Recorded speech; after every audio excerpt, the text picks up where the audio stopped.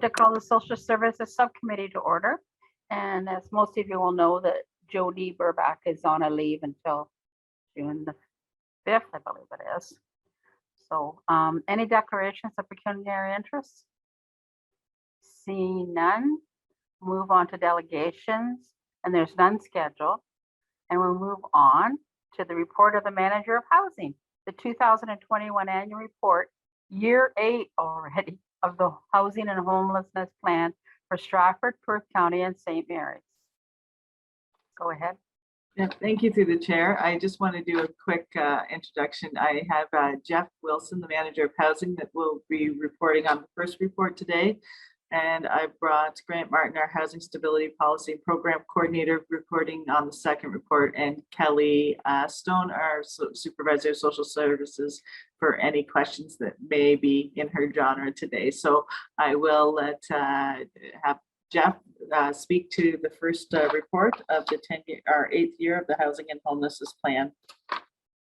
Thank you, Kim. Thank you, Chair.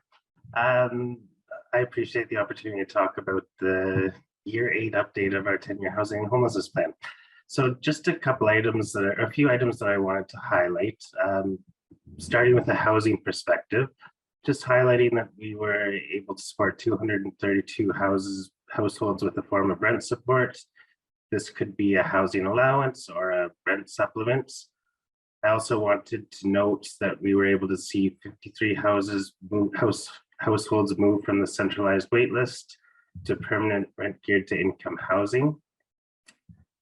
We also had the opportunity to work with our community housing providers to distribute $272,000 of the Canada-Ontario Community Housing Initiative funding. And this went to repairs and renovations with our community housing providers. A few things to note on the homelessness side of the report. We had 100 households who were experiencing homelessness moved into housing in 2021.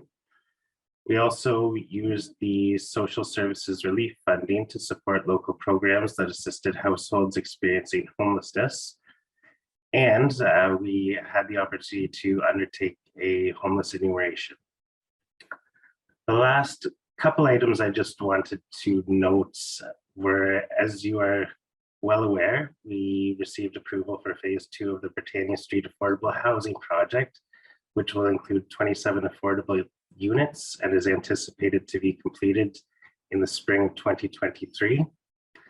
And the last piece, before I ask if there are any questions, is just to say that, and I believe it was said in the report as well, we have buildings that are aging.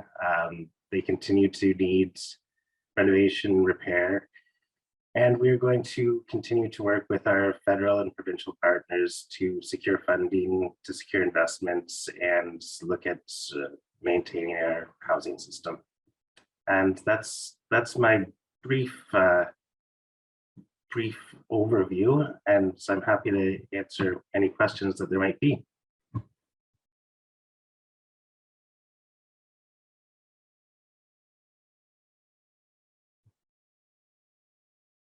Sorry, I just realized I was muted. Any questions in the committee, Councillor Bekalofis? Yeah, I had a question around the SHOP program. It's been running, I forget how many years now, you correct me, but I'm just wondering if there are statistics sort of collected, and not just quantitative, but maybe any qualitative data on the success of citizens who are housed through that program. Well, the statistic is 78% of which were permanently housed. Do we know sort of any of the sort of longer, or I guess medium term outcomes for some of the people who enter that program? Through the chair, I was going to have, we have Grant Martin on the line, who is actually the coordinator of that program. And I hope, Grant, not to put you on the spot, if you could just speak to Councillor Vasilakis' question, please. Gladly. Thank you for the question through the chair. So SHOP has been up and running officially since late winter, early spring of 2018. It was actually the day before the world shut down in March of 2020 where after the first couple of years that SHOP had been up and running, where we were able to kind of do a full review and shared some results with some outcome tracking that we completed with participants in the program, both those that are housed and not housed, to just do a combination of exactly that, like qualitative and quantitative results through their reporting using some basic surveying. And what we found was not only that if you provide housing and housing with supports, that people have better housing outcomes and health outcomes and change the nature of their contact with services from more emergency-based ones to more routine health and social services. But we also saw through quality of life questions, scaling from 1 to 10, that we saw as people were housed for longer periods of time, we saw improvements in how they were reporting the quality of life for things like daily meaningful activity, for sense of social belonging, sense of safety, improvements in their income, those types of things. And so we were able to kind of share some of those results. And the goal is to try and do that continuously. So we are doing continuous outcome tracking with participants in the program every 6 months from the time at intake. And so, you know, we will be continuing to provide some of that new information, like the quality of life stuff. Thank you. Councillor Bunting? Yes, through the chair, regarding the Britannia Street new construction, I just wondered if within the contract that was drawn up between us and I think it's Nith Valley, who are building it, is there some, I guess, security with regards to what most construction jobs are incurring now as added costs for labor, added costs for materials, and it's gone a little bit out of control, transportation, everything else. We all know that in our day-to-day lives. But is there some safeguard there, or is there some route that the company could possibly bill for more than they actually did? Could they increase the overall agreement? Is my question. I don't know if anybody can answer that or not. Through the chair, I'm going to start, and then I probably will pass it off to Manager of Housing. So we were worrisome when we looked at what was happening with the building costs. We are keeping a close eye on it. We have actually asked the builder to come back with what they bid on, as well as any variance that may come forward to ensure that we are within the budget. If we do foresee that there could be issues outside of the budget, it will come back to council quickly. But we're in the midst right now of projecting if there is going to be any issues and whether we have to mitigate circumstances on that. But in some areas we are seeing price escalations, specifically lumber. In other areas we are not holding that. It's about the trades right now, Councillor Bunting. So that's where we've Manager of Housing is asked to go back and really try to focus on what we're looking at with the trades. And sorry, Jeff, is there anything else you want to add about some of our mitigating services that we're doing to try to coming in? Thanks, Kim. Through the chair. No, I think that you're correct. We're working with our architects and with our general contractor to identify if there are any potential areas for cost escalation. If there were to be any areas that were identified, it would have to be fairly well substantiated with documents, including what they used to bids and what they're seeing now and that sort of thing. So like Kim had said, we're undertaking that process right now just to ensure that we don't run into any trouble down the road. Thank you very much. Councillor Ritzma.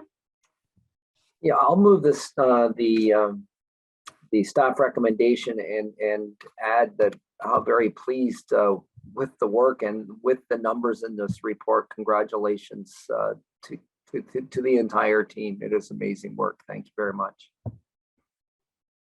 I had one question. Under this section, it's on page 7, Housing and Homeless Plan 2021 Annual Report Content, where the applicants applied from. It says 30% were outside of Perth County.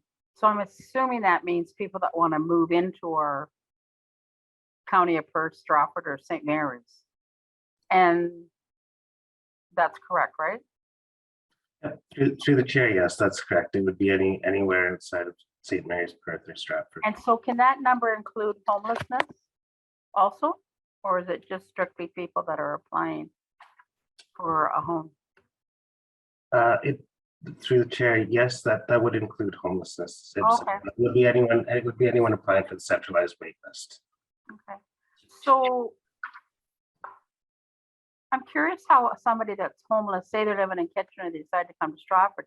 Do they just come to Stratford and then apply? And then that's how they're counted as outside of Perth County because they don't have residence yet? We also have an online application. So Okay, they don't need to physically apply at our office at 82 Erie Street. We have an online application, which is yeah. predominantly where we would find the out of county, out of our service area applicants come from the online application. Is there a type of a coordination between the different housing units to see if many from Stratford that are, say, homeless or need of housing are applying outside of our area to other, like say Kitchener or London or Guelph? Or do we get any data on that type of thing? Thank you, Chair. To my knowledge, that's not data that we have access to. Perhaps we could look in to see if it's available, but it's not something that we have readily available at this time. Okay. Well, I was really pleased to see all that, the homes that were provided and the work that's going on. And I mean, we have a great community where there's so many people working together, not leaving it just on the shoulders of social services to try and help. And, you know, you see people having little fundraisers or doing all kinds of things. And I think the United Way and social services opening of the Connection Center has made a big impact on people too. It sounds like it's working really well. So that's a great thing.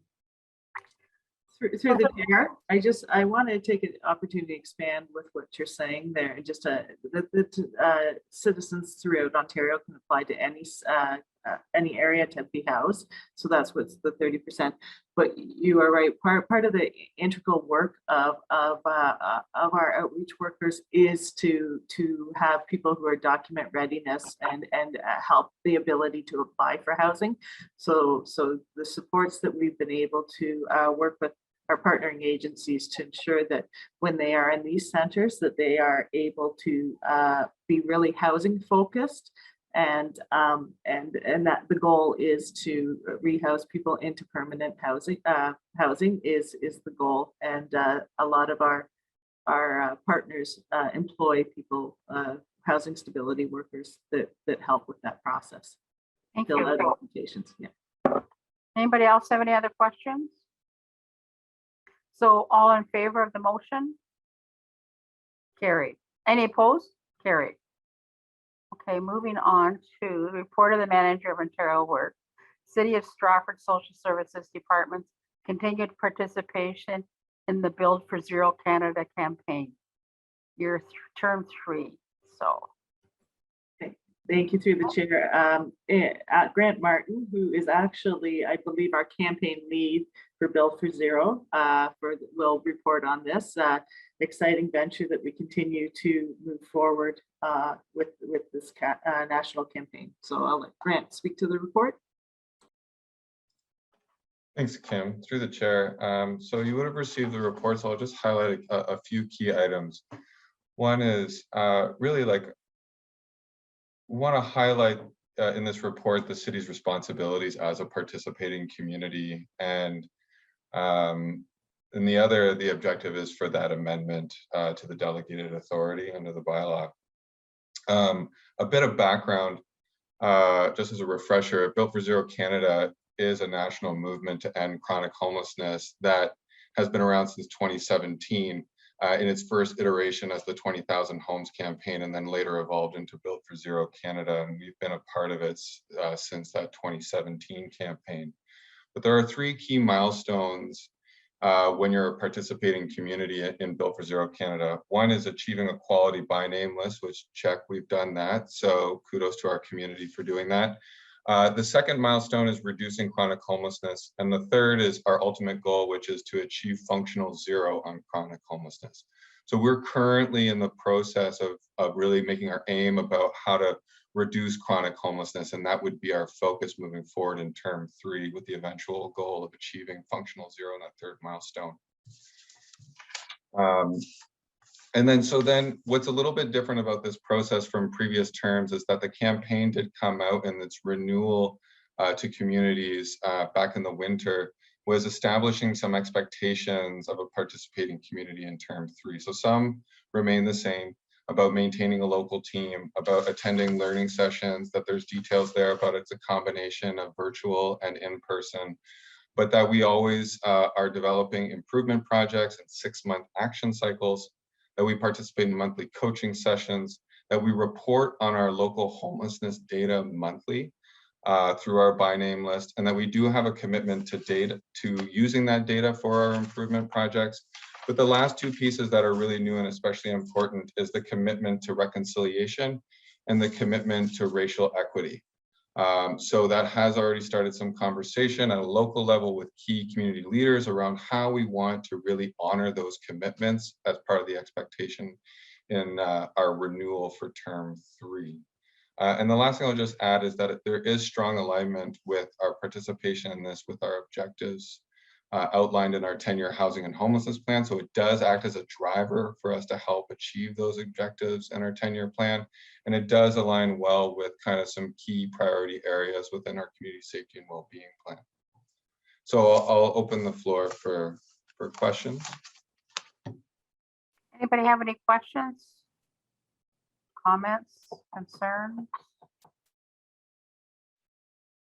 Seeing none. I think it was pretty clear, the report. So the staff recommendation is that the report titled City of Stratford Social Services Department Continued Participation in the Build for Zero Canada campaign, term 3, be received for information, and that the mayor and clerk or their respective delegates be authorized to execute the Built for Zero Canada agreement with Canadian Alliance to End Homelessness and any other related amendments, extensions, or submissions related to the City of Stratford's participation in the Build for Zero Canada initiative. Councillor Makalasas is moving that. And still no comments or concerns or anything? It's, you know, I'm so proud of our city that we're part of this.